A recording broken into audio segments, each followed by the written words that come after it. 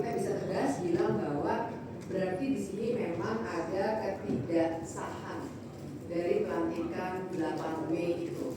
Kalau memang suratnya backdated gitu ya, baru keluarnya beberapa hari kemudian. Kalau jadi pertanyaannya adalah apakah berarti dia otomatis batal? Nah ini memang berarti dia memang batal dihukum, Pak. Sehingga pertanyaan berikutnya adalah apakah ini mengandung unsur penyalahgunaan anggaran dan lain sebagainya? Kalau Ibu dan Bapak nanti mau melaporkan kepada kepolisian, karena pidana pasti harus kepolisian ya, maka sebenarnya bisa saja.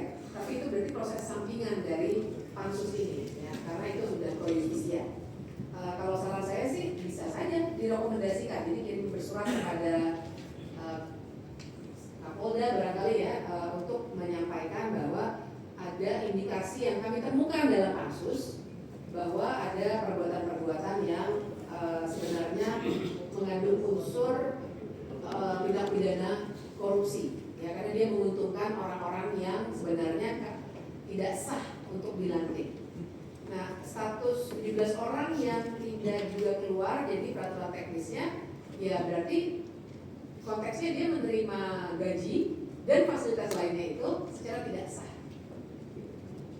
Baik, mungkin saya mau menguatkan dulu ya Bu, saya biar Mas Bu. Kemarin kita sudah debat hal ini kita sampaikan dan kita debatkan di sini. Pertanyaan saya begini Bu, tadi Ibu menyampaikan pendapat Ibu kalau seperti itu tidak sah, maka ada nggak potensi kerugian negara di dalamnya apabila jabatan itu tidak sah? Potensi kerugian negaranya ada nggak? Bisa dimasukkan nggak dalam berita acara tentang putusan pansus? Silakan Bu.